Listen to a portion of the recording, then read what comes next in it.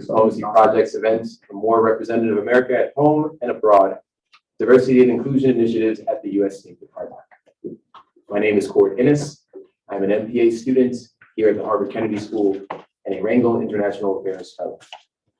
I'd like to welcome both our in-person and virtual guests. For those of you in the Zoom room, feel free to raise a virtual hand to ask a question during the Q&A portion. Also, be aware that this session is being recorded, that your image may appear in the recording, and that we may post this video to the Belfer Center website. While this event is on the record, the event organizers prohibit any attendees, including journalists, from audio/visual recording or distributing parts or all of the event program without prior written authorization. It is my pleasure to welcome Maryum Saifee, Senior Advisor in the Secretary's Office of Diversity and Inclusion at the United States Department of State, to the Kennedy School. Ms. Saifee is currently a Senior Advisor in the Secretary's Office of Diversity and Inclusion. Ms. Saifee started her foreign service career in Cairo at the start of the Arab uprisings in 2011. She later served in Baghdad during the U.S. military withdrawal from Iraq and was spokesperson for the U.S. consulate in Lahore.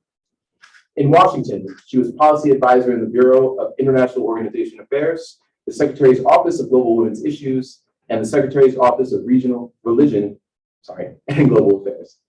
Prior to joining the State Department, she was a Peace Corps volunteer in Jordan and an AmeriCorps volunteer in Seattle.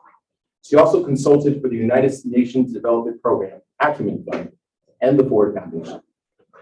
In 2018, Maryum took a sabbatical from the State Department to pursue a Council on Foreign Relations International Affairs Fellowship, where she worked with the Human Rights Foundation. In her personal capacity, she also led a 30-person task force transforming state into a more just, equitable, and innovative institution on State Department reform as a senior visiting fellow at the Truman Center for National Policy. In 2022, she participated in the Truman Center for National Policy Task Force on City and State Diplomacy. She also co-curated a Foreign Service Journal double feature on subnational diplomacy. She has appeared on Al Jazeera, MSNBC, National Public Radio, and CNN, and written for The Guardian, Just Security, Ms. Magazine, and the Foreign Service Journal. Maryum is a graduate of Columbia University School of International and Public Affairs with a focus on human rights issues in the Middle East. She is a Council on Foreign Relations Life member, Presidential Leadership Scholar, and Women in Power Fellow. Ladies and gentlemen, Maryum Saifee. Hi, welcome. Hi to everyone in the Zoom room. Bear with us with these technical difficulties at the moment. So we're so pleased to welcome you here with the Future of Diplomacy Project. I'd like to get us started right away. We're going to have Q&A portion, so get your questions ready. As we heard in Cord's introduction, you've lived in Jordan as a Peace Corps volunteer, and then Egypt, Iraq, and Pakistan as a Foreign Service officer. So I'd love to know what led you to public service, and how did your experience working abroad shape what DEI means to you? Well, first, thank you, Erika, and the Belfer Center for inviting me here today to speak. It's really a pleasure. Your question is a great one. What led me into public service? In many ways, I'm sort of unlikely, as someone coming from my background, especially something like the Foreign Service, because most of my parents' generation, they were all physicians or engineers. They came from India. They migrated. My dad went to Purdue for engineering. My mother came and did her residency in Pittsburgh, in McKeesport, and then they both migrated to Texas because of the weather, because it was warm, and they wanted, to sort of, when they were grooming us, my brother and I, and raising us, they were saying, just be practical, keep your heads down, like we're in many ways economic migrants. And so my brother ended up coming to Harvard. So I remember coming here for his graduation, and he didn't go to med school. So they were like, they fulfilled their immigrant dream by coming to Harvard, but then became disappointed. And so they said, okay, all folks are on you now, like the younger child, to go into medical school. And I just loved being overseas, and I think being a product of immigrant parents, you're kind of interested in the world because your world is bigger than maybe where you were born. So I ended up I did the Peace Corps in Jordan, and I think that was the catalyst for my career in public service.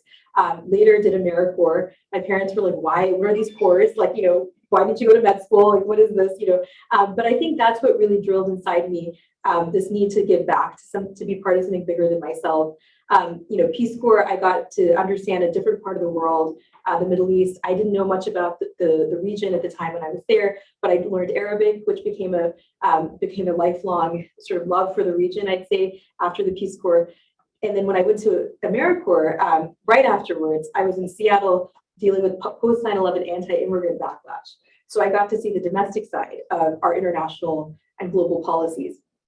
So for me, that's really what led me, those formative experiences at the outset, into a career, first in graduate school, studying domestic worker migration in labor importing states in the Gulf, because people thought I was a Sri Lankan domestic worker when I was in Jordan. So I wondered, what's the dynamic here? And then later, when I joined the Foreign Service, I carried those experiences with me as someone who had a diversity of lived experience, having done these pipeline programs like Peace Corps and AmeriCorps, but also being one of the only, women of color or person of color, to be honest, in these programs. And I kept asking myself, why? Why am I the only one when our nation looks, is much more diverse than these programs? And I think it's been a common thread throughout my career. Thank you for that, and thank you for your service. And hopefully, as your work in the Office of Diversity at State continues, you'll see more of you represented at all levels of the department. So I would love if we could shift to your work right now. Could you describe to us briefly, for those of you that aren't familiar with the inner workings of the State Department, what your Office of Diversity and Inclusion does and how you fit into this sort of constellation of bureaus, and to what extent has the creation of this office and the appointment of the first ever Chief Diversity Officer successfully institutionalized these DEI priorities within the department? Thank you for the question. And so I would say it's, one thing that Harvard, this institution, shares with the State Department is that it's the oldest, right? Harvard is the oldest college in the United States, predates the department, and we're the oldest cabinet agency. So, our institutions, or I can speak for the State Department at least, there tends to be sort of a risk aversion to change. And so the fact that we have this new position, a Chief Diversity and Inclusion Officer at the department, is quite frankly revolutionary, because our role isn't necessarily to displace other offices that have been doing great work in the past, but it's to really accelerate some of the work, to accelerate the change and the progress. So, the Office of Civil Rights, the Bureau for Global Talent Management, these are these implementing bureaus that we work closely with to figure out how can we do better, right? I mean, when we look at the data, and we can talk about data later, and the importance of it, we see that there are disparities, right, across. We measure gender, race, and disability, those three categories. We're working to expand to more categories. But when you start to disaggregate the data and see there's sort of, ceilings that people reach in terms of promotion from civil service, foreign service, by job category. So we're now looking to study what are those barriers, and then how do we collectively work with the whole institution. Our office is mainly, it's an advisory office, it's an incubator for ideas, and it's also the office that launched as of a week ago, so this is a timely talk, a five-year strategic plan to sort of, how do we operationalize this in real terms? Because talking about diversity and saying it's the right thing to do, it's a smart thing to do, our secretary is very invested, Secretary Blinken, in this. He said in his confirmation hearing, he would judge the success of his tenure based on how well he could build an institution that reflects the diversity of America, both in terms of recruitment and retention, because we often talk about pipeline and not about keeping people in the institution. So the moment is transformative, and not only because the State Department is on this journey, but the Biden administration has tasked every federal agency to do the same thing. So what this means is that you have an alignment, right? You have Department of Energy, Department of Commerce. I mean, the entire federal workforce is now producing these plans, and we can learn from each other. I want to know what Commerce is doing, what USAID is doing, and we're all asking each other, how are you working on addressing barriers to entry, for example, for certain groups? How are you standardizing your bidding process, interview questions, like things that are very granular. And for me, as someone who's only largely worked overseas, it's new. I mean, this is a largely domestic focus inward focused job, but I'm using my diplomacy skills just as much as I have overseas, if not more, I would say, internally on talking to colleagues to figure out how do we come to a common ground? How do we balance sometimes interests that are competing? Because it's not always an easy solution. You just do this one thing and magically we have a transformation. It's holistic, it's sustained, it's trial and error to some extent. And it's also, something that will have to transcend this administration into others. So this, has the potential to be a catalytic moment. We have kind of the right ingredients right now with leadership at the top. We have, all levels of our institution engaged, which is pretty exciting to see, as well as the broader interagency and the nation, to be honest, is in a conversation right now on how we can look at our institutions, whether it's in the private sector and philanthropy, and learn from one another in order to build this more inclusive society. And the reason ultimately, and I think this is the most compelling argument, is the why. Why do we care? Yes, it's the right thing to do, but there are many things that are the right thing to do. It's that this is critical and it's a national security imperative because the pandemic, climate change, all of these issues, if we have the same types of people at the table, the same minds at the table, that leads to groupthink, honestly. And so we need the creativity, both demographically, but also geographically different, like our Undersecretary or Deputy Secretary of State, Wendy Sherman, is a great example. She comes with a social work background. That matters, that's an important strength, and she brings a diverse perspective. So we need different disciplines. We need really all of it at the table. So that's something our office is also focusing on with recruitment. We do well for the most part on recruiting diverse demographics, but where are we recruiting? What institutions? What about community colleges? Most people don't know you don't need a college degree to join the Foreign Service. You can take the test without a degree. So, now we're looking at community colleges because they can be the incubators of the skills that we need: data literacy, AI, all of these 21st century skills for diplomacy that we're lacking. We can find, our nation has it. And that's our greatest national security resource, is our diversity. I think you made a great case for why diversity is a national security priority. So I'm definitely in agreement with you. I'd say most of the people in the room are. And you talk about the Secretary Blinken's confirmation and how you have buy-in from leadership. But how do you address the naysayers? Yes. Because some people aren't as vocal about maybe not agreeing with that vision. And that could be to such an extent that they are vocally opposing, or they sort of are non-complicit with some of the initiatives, sort of on the on the down low. So how do you deal with those people, and how do you build consensus at a grassroots and all the way up at the top level? Yeah, so that's a great question. And it's something, our office was established a year ago, and I'm still grappling with this. So this is as much a learning experience for me. And one thing I found that I think is effective is really showcasing this work. We might be focusing on underrepresented groups and the barriers that they may face.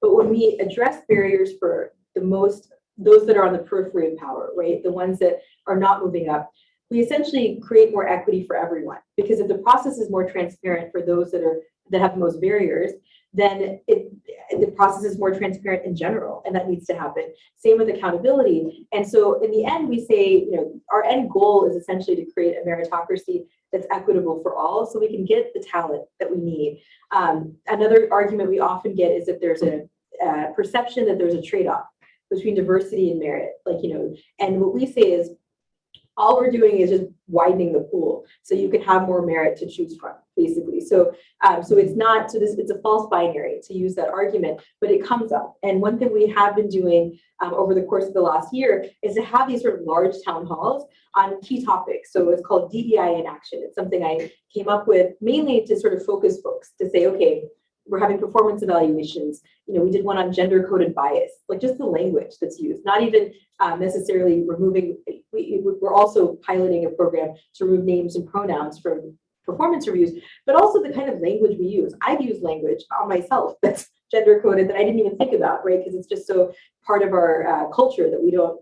And so with that, we also have a chat box, and it's open to, some of these are only for State Department, so the conversation can be more candid. Others are open to the public, and I'll share the site with you so we have those discussions. But we also have an anonymous chat box. We always do that now in our town halls. We use something called Slido, or in the town halls, there's like an infrastructure for it that exists already so that people can share these views, because otherwise they won't be shared. If your name is attached to it, you might be embarrassed to ask the question that you just asked, but it's a critical one because we're not going to get anywhere if we don't have everyone's buy-in.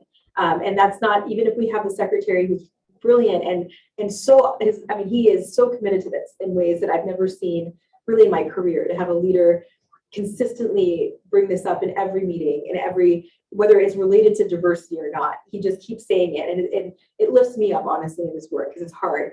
But he said this himself, he's not enough, right? Like your leadership, him saying it is not enough. Having a chief diversity officer is not enough.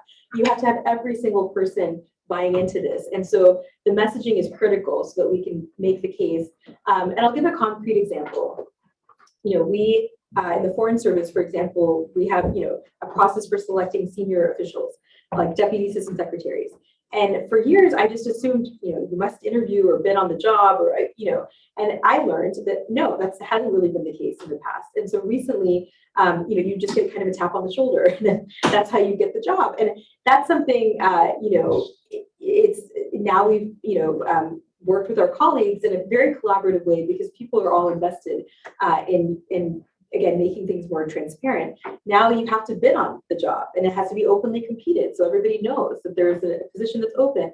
And what does this do? A lot of people who are even from groups that aren't underrepresented are like, wow, thank you. I had no idea. You know, everybody wants to bid on these jobs, and everyone should have the opportunity. Again, so we can have we're matching merit and skills to the job. That's the ultimate goal. And the diversification through equity and transparency and accountability, these core pillars, is what gets us there. And it makes things, it just makes our talent pool better, I think. Can you talk a little bit about the precepts?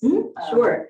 So the precept in Foreign Service speak, it's basically adding, integrating DEIA, diversity, equity, inclusion, and accessibility, and sort of this as basically a criteria to get promoted, right? And so we know in the State Department there are incentive structures, and we're integrating this actually not just in Foreign Service evaluations, but also in the civil service, as well as for locally employed staff, so that we're, again, having the same policies across the workforce, so that we don't have one policy for one job category and another, you know, policy for another. And it's also to say, you know, especially for our locally employed staff that are the majority of our workforce, and they're probably the most vulnerable potentially to exploitation for a variety of reasons. And it's also more complex. They're governed by local labor law, but we also, just because it's more complex in terms of we can't have a one-size-fits-all solution, we also need to make sure we're engaging with locally employed staff, which is why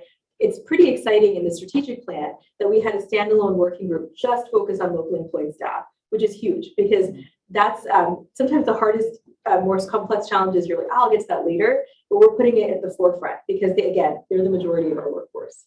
So you described a lot of the mechanisms that you're trying to adjust for retention and Yep. promotion, and we got pretty in depth Yes. about some of those things. I'd like to take a step back Yes. and talk a little bit about the strategic plan. Yeah. Can you give us an overview of the takeaways? There's a lot of very specific details, and you go into it in the plan about actions you're going to Yep. take. So can you give us an overview for those of us that didn't get a chance to skim it before this event? And sort of the second question is, what's the role of data in Yeah. the strategy, and how are you using that for the accountability piece of all this work? Great question. So data is really at the heart of the work we're doing. I mean, it's sort of a step one. So we have, for the first time ever, we released a demographic baseline to the workforce, which is disaggregated by race, gender, disability across job category and across bureau and rank. And that's important so that we can know if we aggregate data, we don't have a complete picture of what's, you know, for example, it could look like one bureau is incredibly diverse, but maybe the underrepresented groups are all concentrated in entry-level positions. So we need to know if there's, you know, in which categories are struggling, right? So when women as an aggregate is one thing, but women of color potentially, or women with disabilities. So we need to sort of be a bit more precise in terms of understanding where the barriers are so that we can address them.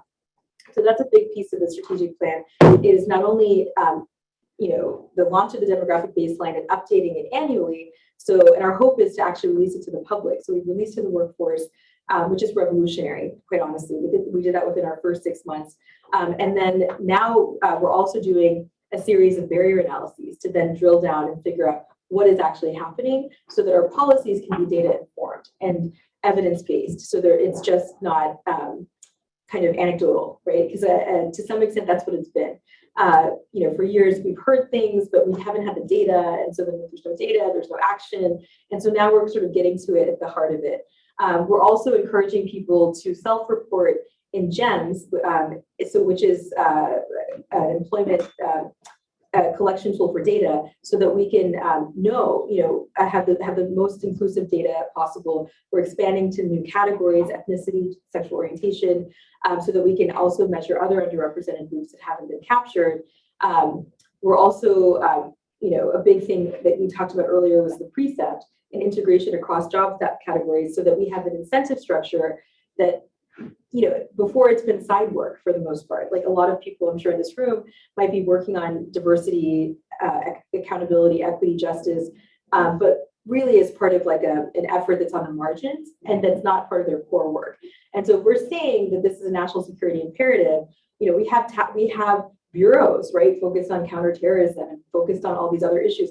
So this needs to be for those, again, those are maybe skeptics of this work, to be incentivized somehow, right? And if it's linked to promotion, and if you're basically gonna, job performance, then that's a way to change the structure to sort of push for the culture change that we're looking for. So those are a few things, and there's many things. I could talk for quite a while.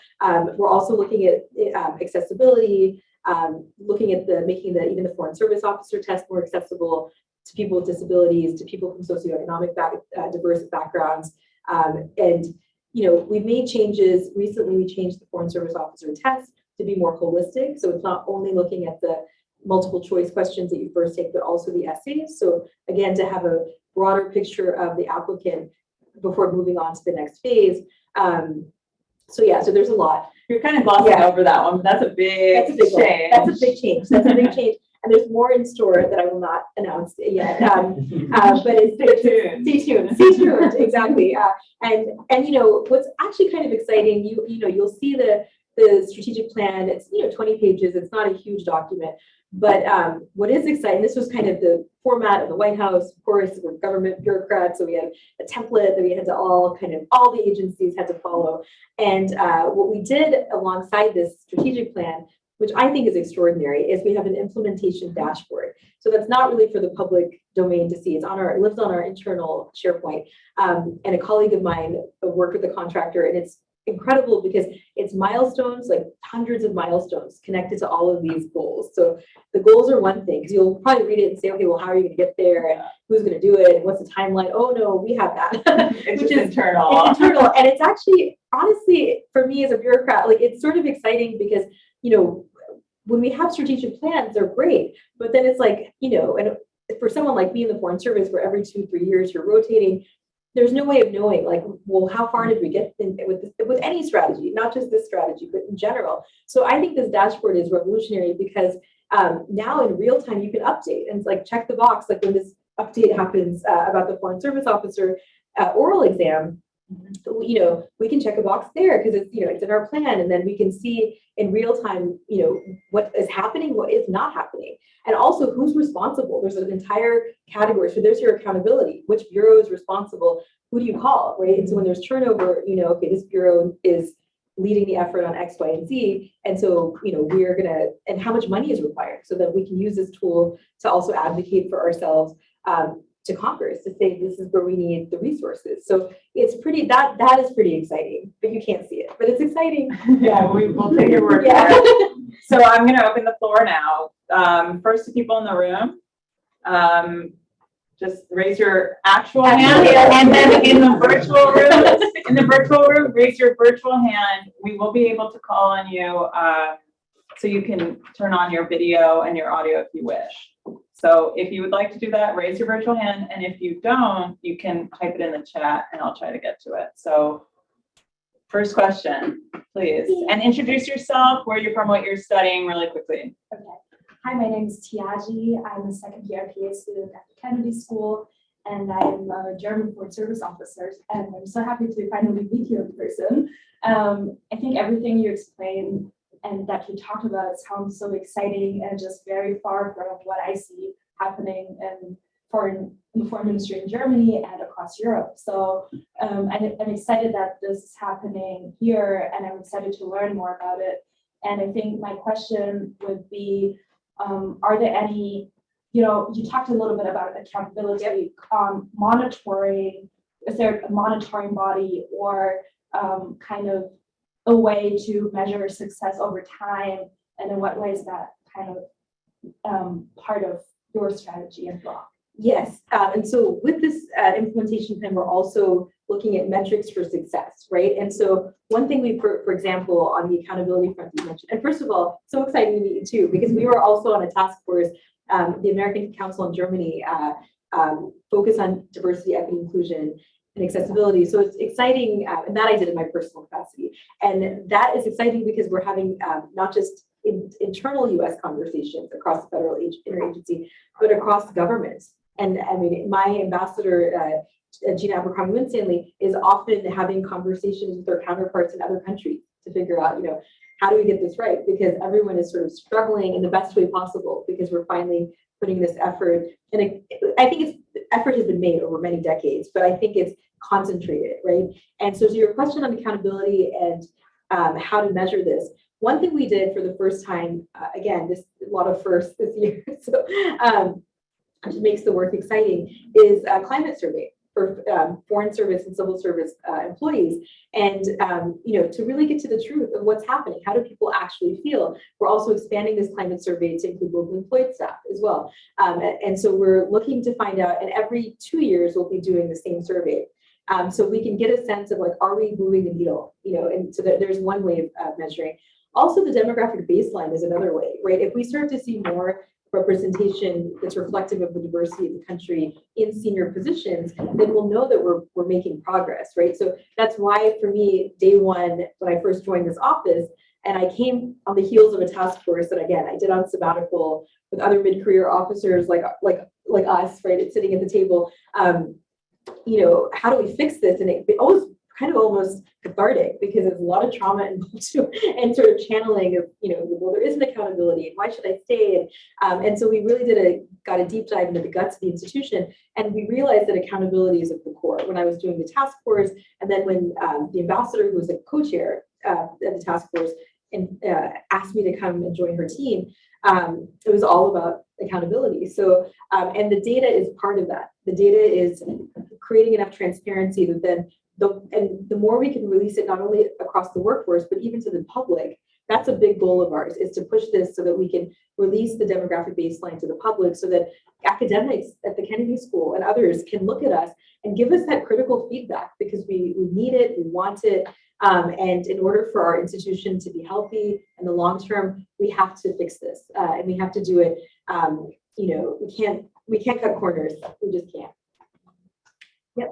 Oh, you're moderating. No, you take over. Take over. Oh yeah, you do Zoom. Okay. No, go for it. You and then both. I don't know whichever one first. You go ahead. My name is Ivana Yang, and I'm a first year MBA student here at the school. And I've sort of come here with the idea of learning more about foreign policy because as the daughter of Vietnamese refugees from the war, I have sort of a hypothesis about like the decisions that were made in foreign policy, like as a result of that, basically. Yeah. So I was curious if you could elaborate on what you mean by like a more diverse department means for better like outcomes from the department. Like how do these efforts influence like how we do foreign policy? It's a great question. And it's one of those things that, again, it's hard to quantify, but I'll give a personal example. So I I'm a foreign service officer, I'm a generalist. I'm supposed to be sort of the jack of all trades, right? And we were parachuted into places, not necessarily knowing, every detail about where we're going. We learned on the job, we learned the language. And so when I was in this office, when you're running I need to cut my bio down, but when I was reading, one of the jobs I was in was the Secretary's Office of Religion and Global Affairs. And I was in this position, really not knowing much about faith-based engagement, again, generalist. But my boss at the time, the special representative to Muslim communities, he, said, there's a President Obama at the time, this was during his administration, wants to visit a mosque in the United States. And I'm Muslim American, and I come from this very small subgroup called the Dawoodi Bohra Muslims. And they're concentrated largely in the subcontinent in South Asia, but they're all over the diaspora. But it's a small group. And he said, this is your community is inviting the President Obama to come and inaugurate the mosque. This is a 20,000 occupancy mosque in Houston. And I said, that might be awkward because this community practices FGM, female genital mutilation. And so my boss at the time was like, no, I can't imagine this happening. This is such a well-educated, smart community. They're sort of like this, model Muslim kind of group. And I was like, no, it's a thing. And I said, he just wouldn't believe me. I said, listen, it happened to me. I'm an FGM survivor. My mom, my grandmother, it's a thing. It's in our human rights report. And then his jaw sort of drops like, oh my goodness. And it wasn't well known, to be honest. It wasn't why most people assumed it's happening in pockets of sub-Saharan Africa. I personally was not that interested in being an advocate, given how, difficult and traumatic the issue is. But I realized my perspective in that moment mattered actually, and I sort of felt compelled. And then later, my aunt who cut me did it without my parents' consent. So my father was particularly invested in me speaking out. So he said, use this platform. You're in a position of power. So we ended up going to the mosque. President Obama did not go. I went and I delivered our policy on FGM to a room of 20,000 people, wow, including my aunt who cut me. She was in the audience, and I was petrified, and I did it. And that was a watershed moment. It transformed our policy in the United States so to be more inclusive. So now, a month later, UNICEF released data that half the girls in Indonesia are cut before 14. So our whole policy shifted, and I was recruited to work in the Office of Global Women's Issues that you mentioned in my bio. Specifically, they wanted me because they were like, you can connect with people, with other survivors in ways that others couldn't, or have that lived experience. And I was able to broaden the scope to include even stories of white Christian American survivors of FGM that I had never even heard of as we started to do the work. So then this inclusion lens means that we can get to an end to FGM much faster. Because if we're excluding some groups, then we're going to not, meet our SDG goal or, whatever. But it's important, and that's one, very granular molecular example. But there's so many, right? And so, and what we're trying to do, and one thing that I'm hoping our office can do, and maybe with the help of the Kennedy School and others, is to document some of these as case studies. I'm going to be working hopefully with an institution next year on a capstone program, kind of looking at these stories in history as well, because you've had, some pretty extraordinary examples. And one I'll share very briefly, I know because I want to get to the questions, is of Ambassador Terence Toddman. So he was a foreign service officer that came in the 1950s to the State Department. Black officer from the Virgin Islands who shows up to go to language training, right? He's in Virginia. Virginia is segregated. He's in Jim Crow America. And so he realizes that he can't even eat with his colleagues in the cafeteria. And he was like, hey, to the State Department, you might want to, desegregate or integrate the cafeteria. And the State Department kind of pushes back, the usual sort of grumbling. No one's complained before. You're a troublemaker, blah, blah. And so he said, I'm a troublemaker. And these are his words, and that's okay with me. That was this kind of mantra for his career. And so he had this sort of, intuitive courage. And I mentioned his story because that's kind of what we're looking for right now, are the Toddmans.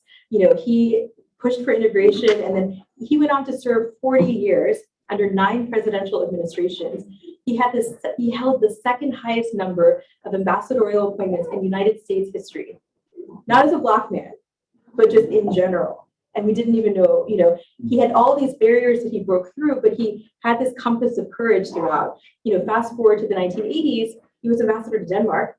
And he was brought back, and Ambassador Schultz, or Secretary Schultz at the time, under Reagan, said, hey, I'd like you to be ambassador to South Africa. He said, no, I will not be the black face of apartheid. And he stayed, right? So there is this ability. It's hard to do. And I won't say that there aren't consequences or there's, he didn't know what he might have been done, and there was a lot of, his excellence, I think, is what led him to continue, and a lot of really expert diplomacy, which is what I want to capture in the case studies, hopefully. But those are sort of the examples in history we're trying to integrate into some of our own training curricula, and hopefully we can collaborate with Belfer and others in elevating these stories to sort of give examples from the past that can instruct us in our current work. I just have to quickly add here, you were talking about the ambassador's courage, but the first story you told of your own personal courage was also very inspiring, at least for me.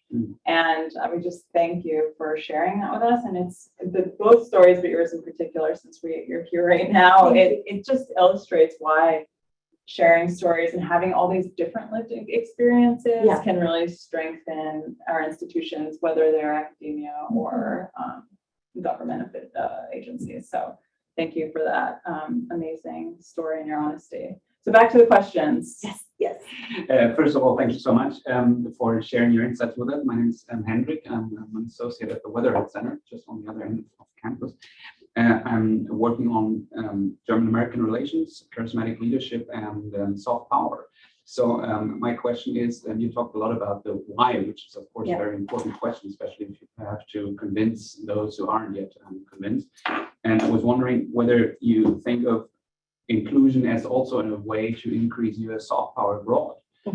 Not just look internally on national security, but also the image of the United States abroad. If you think of soft power in these terms, which I think might also be an interesting thing to convince those who aren't yet convinced, because most people think about power in international affairs as a very important thing and sometimes neglect the soft power aspect. And I think this is an excellent example because authenticity is at the core of soft power. So does this concept come up, which of course was just coined by Joe Nye a couple of floors upstairs. So it's a perfect place to talk about it as well. So I'm wondering whether you think about this. Absolutely. I mean, this is, as much as the work I'm doing or my office is doing, our mandate is internal, right? How do we fix the guts of our institution and make it a healthier place and a safer place and a more equitable place? It's also leading by example. We're showing what it means. We're not just talking about, we're an inclusive democracy and we're, we care about human rights and we have these talking points that we've had for decades, quite honestly. I mean, this is who we are as a nation. It's connected to our national identity, right? Our liberalism, democracy, the things you're learning in classes here. But through this very, honestly challenging, but very rewarding process of introspection on how do we, make our own institution more equitable, we're garnering, I believe, more credibility, honestly, at the table.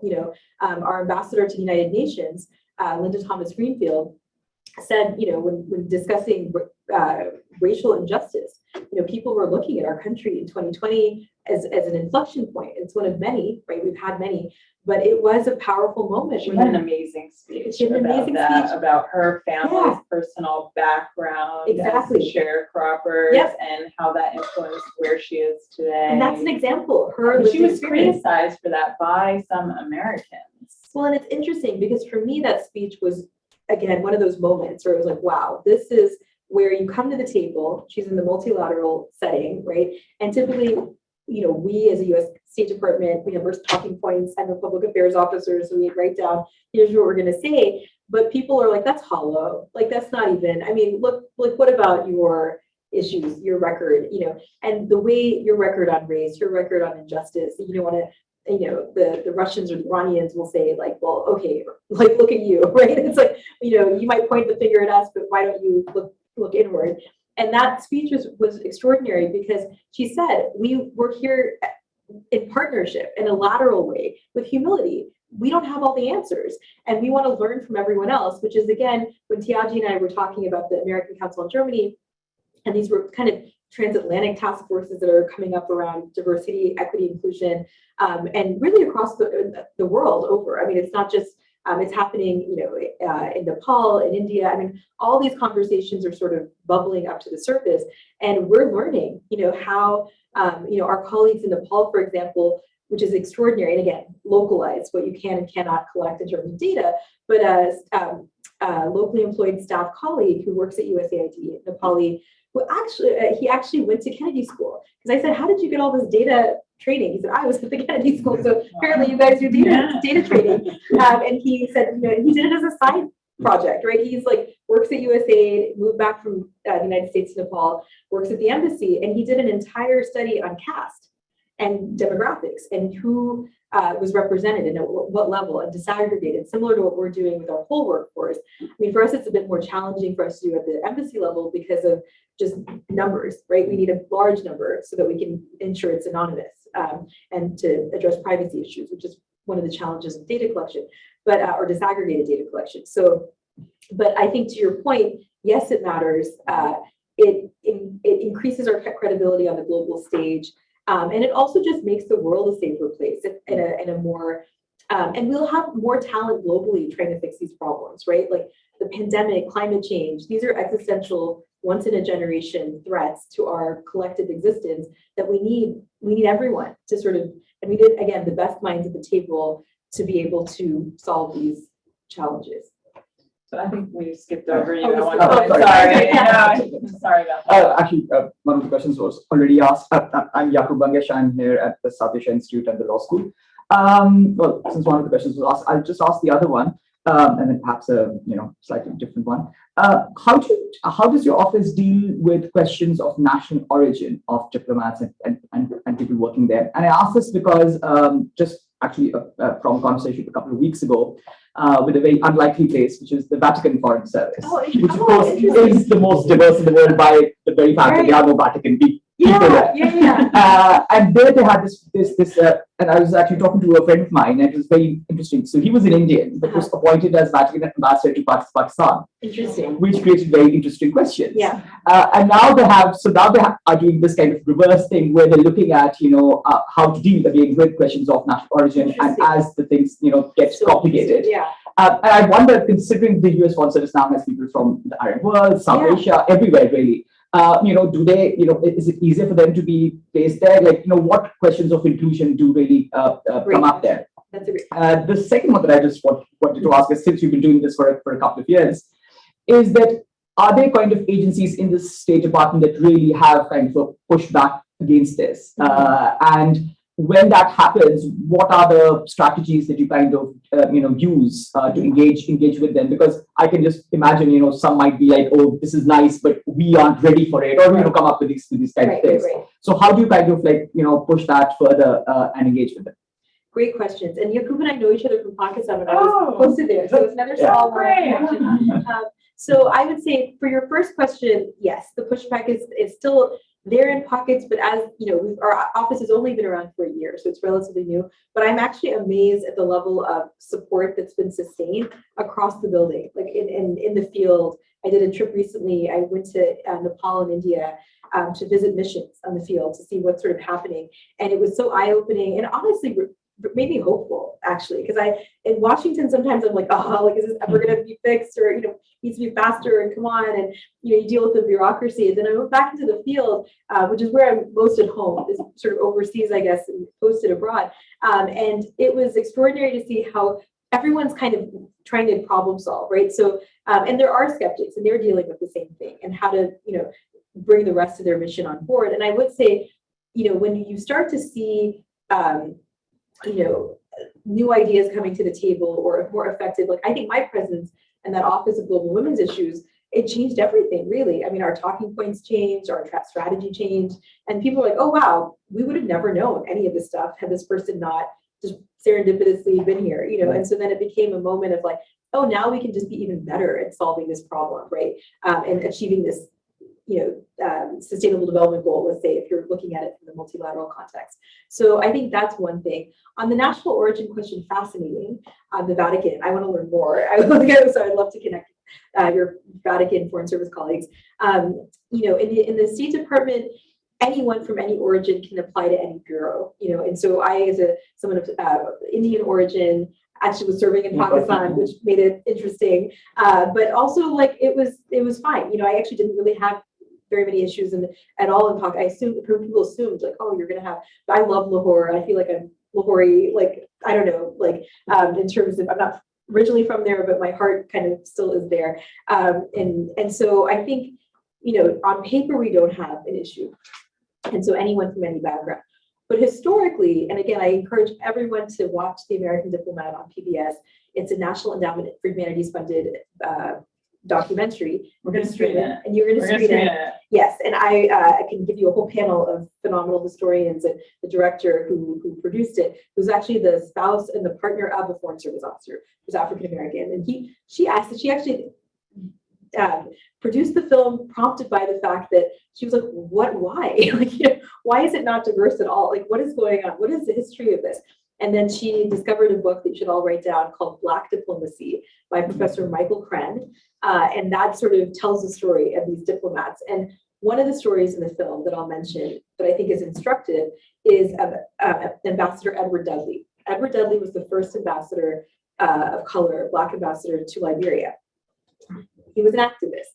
He came from the NAACP. So some of these early folks were also activists by trade. So there's no coincidence. And he wrote a memo, and it's in the, I don't know if you've seen the film. You should watch it if you haven't.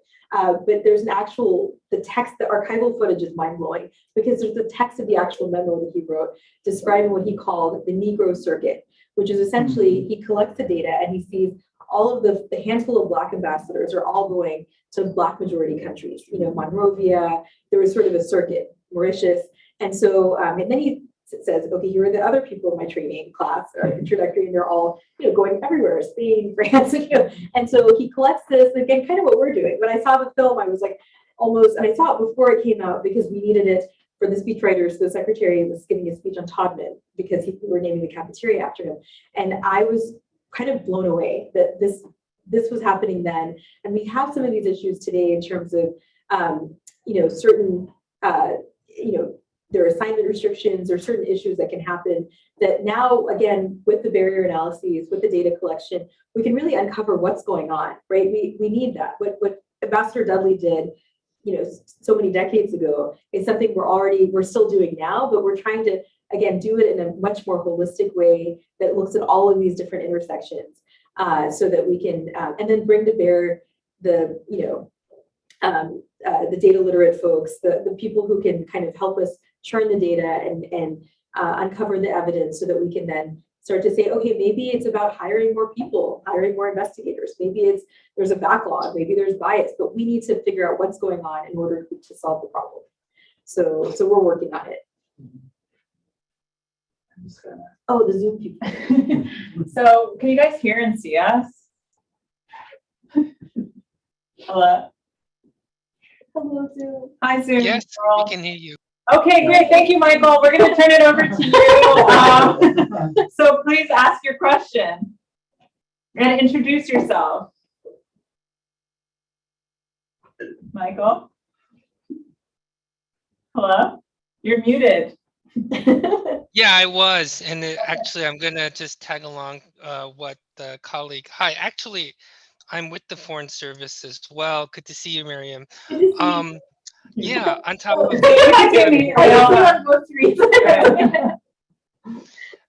So thanks on that. Basically, on the assignment restrictions, that was really my question. So it's good to see work on that. I mean, as you probably know, Maryum, there's been coverage even in the Washington Post about how Asian Americans have been, or East Asian Americans like me, have been restricted, particularly those who fluent Chinese speakers, been restricted either to the PRC or to Taiwan. But I want to give everybody else in the chat a chance, so I'll just mute myself and disappear. Thanks. Okay, maybe one from the chat. Let's see. And Michael participated in this initiative with a collaboration between the National Museum of American Diplomacy and StoryCorps called Facing Diplomacy, which is trying to, again, inspired by Toddman and others that were written out of history to then build a more inclusive oral history of diplomacy. So that was an effort that I can share with you guys as well. Let's see. Okay, we have a question about unpaid internships. Studies consistently. Everybody felt that one. Studies consistently show that employers prefer applicants with paid internship experience. That internships cost on average $6,000 in living expenses, and that interns are disproportionately white males. Thus, unpaid internships act as a socioeconomic and racial barrier to career mobility. So, does the State Department's 5-year strategic plan address this issue? And if not, why? So it does address this, and we did launch paid internships, I'd say long overdue. So, and it's critical again, because if we want diversity, first of all, DC is an expensive city, just expensive. And so those that can afford to be there tend to be people who can afford to be there. And so they may not necessarily be reflective or representative of the diversity of the country, not only demographically, but even geographically. We need people from, Nebraska, Montana, other places. So 1,000 times yes, I think that's important. Great. And yes, it's addressed, and I'm grateful for the question. Any more here? So I had a question because I know you probably came in with a certain sense of urgency, Yes. right? And you've done a lot Yes. in a short amount of time. My question is, how did you set those tables right from the start to begin the strategy? I was looking at the disability and accessibility, were the right people at the table? Yeah. Did you get them there? This Yeah. philosophy of nothing about us without us, right? Absolutely. So were you able to do that, or how did you do that? So great question. And in some ways I sort of learned from my experience in my personal capacity when I led the Truman Center Task Force, which predates, I came back to the department on the heels of that, but I learned you've got to have, that was a moment again where I learned you need all the perspectives at the table in order to, especially to produce a report that's focused on inclusion, innovation, equity. And I learned a lot, to be honest. I had my own biases in play, especially as a foreign service officer, when half the other colleagues that were in this task force, or 30 of us, and I had to recruit in less than a week. It was very I wish I had more time because I could have had more perspectives, but even just understanding civil service barriers, to inequity, and then having people, I had a colleague with a disability who was a good friend of mine, and I didn't know her story. What we did was actually uncover, and I can send the report testimonials, of things that she faced, how worldwide availability was really weaponized against her. She's in a wheelchair, Serbian American who really wanted to first join the Peace Corps. And then they said no. And then she wanted to join the Foreign Service. No. And then she's in the Truman Report. Her name's Sophia. She now works at the U.S. Mission to the United Nations, which was always her dream. But her road to get there was a hard one. And she ends up eventually joining the civil service. First she goes back to Serbia to work at the UN, which did have accessibility and accommodation. So she went and then she built her experience and then came back. And but it was very instructive and telling. And one thing she did actually was when she was on a short assignment in Geneva, the leadership there asked, how can we make the mission more accessible? And she came up with a plan, and then there it was. And so you just ask, right? And so for the State Department strategic plan, we had about 6-7 months in advance of releasing, where we held these working groups on accessibility, on training, on leadership, on how do you engage with locally employed staff around DEIA? How do you? And so we had, and we made sure it was as inclusive. There was an application process to join. And we got a lot of applicants. I felt bad, had to, we're not really rejecting, but the working group has to be a size that is manageable. And, of course, everyone was able to get input. So we said, here are these working groups. And if you have the time, thank you for joining this effort, this collective effort. But we had over 700 suggestions in a portal that then were channeled through the working groups. And that included accessibility, that included accountability in all of these areas. And so that's why this report is actually so transformative, because it was inclusive. The process was as important as the product. And the process will continue through the implementation phase through this amazing dashboard that I mentioned. Thank you. We have 5 minutes left. Let's do a round robin. Okay. These three. Yes. And Four. Oh my God. Okay. Four. So we've got 4 questions. One more in the Zoom room, and then the floor is all yours. So let's go 1, 2, 3, 4, and then I'll go with the Zoom. and then Perfect. that'll be a wrap, so. Okay, I'll just talk fast. My first career was as a foreign service officer, as a public affairs officer. I absolutely loved it. I would recommend it. to anybody. You're like, why are you not there? Because I got married, and so it was the fact that, it's very hard for the spouses, the rest, but it goes beyond that. When I was there, like another decade, another lifetime ago, up until 1972, women had to choose between getting married. They could not remain foreign officers. That's right. So while that was not my situation, God forbid, but like I didn't have a single boss, that Right. female Yeah, boss that's that right. actually was a role model. I wanted to have a family, and all of these women had to make this choice if they had that choice. So there's nobody that I could look to say, what do you do with your kids' rest? So it was like, that became very good. So this is so refreshing what you're talking about. Yeah. So what I'd like to say, I'm a postdoctoral researcher, researcher at the School of Public Health. What I would love to do is bring my foreign service training and languages and experience together with my Harvard doctorate. And your website is so opaque. There's nowhere you get even hiring information in yet. Do you do consultancies, and where on this website do you make those applications? So, Wait, no. Very good. My question is actually about, you talked about how right now there's a pivotal time, or moment in time where the leadership is on board and kind of there's a general consensus that this is the right thing to do.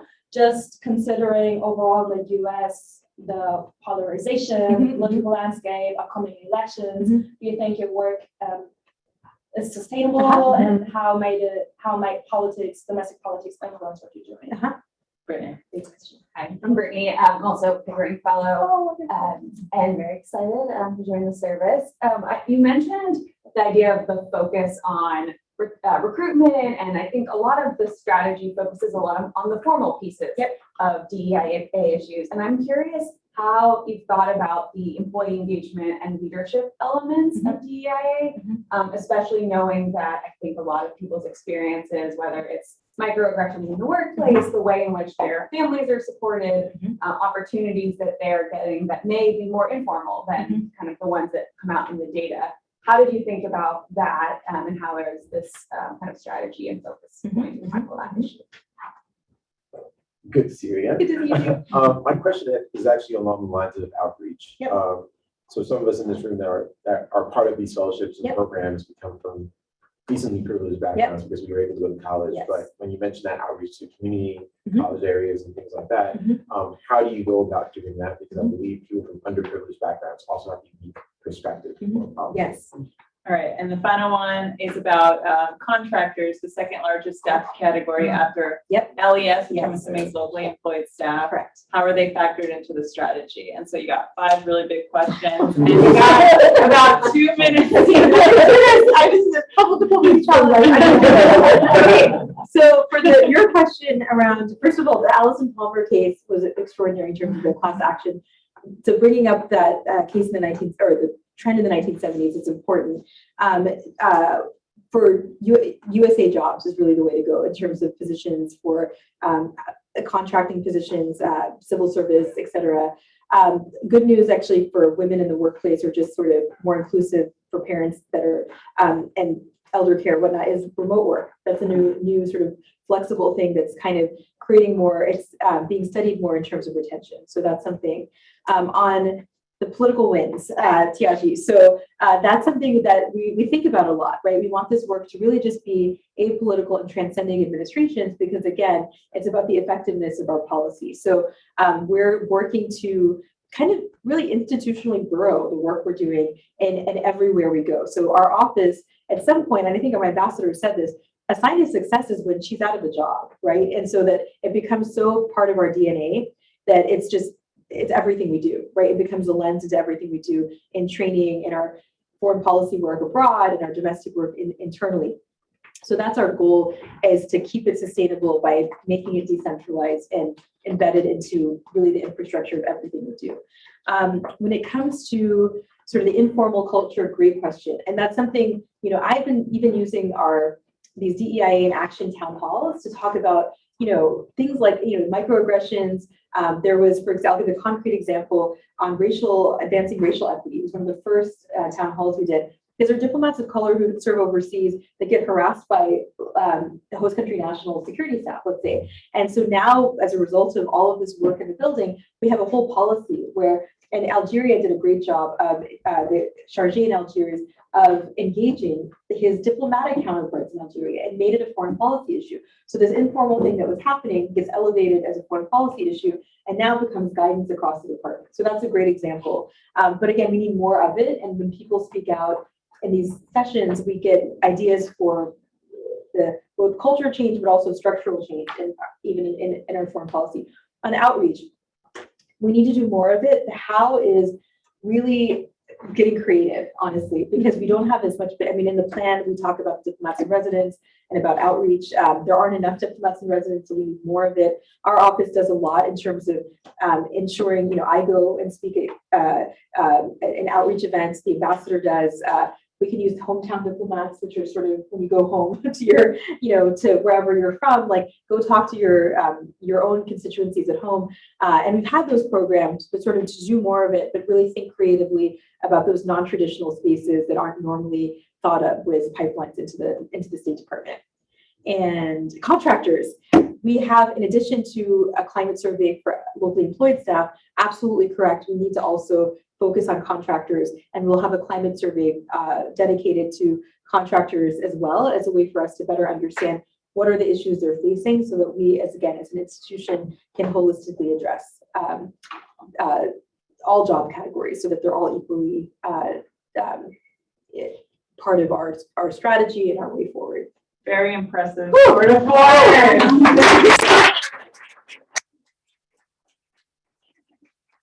Thank you very much for being here. Thank you so much for having me. This has been extraordinary. Thank you. Thank you.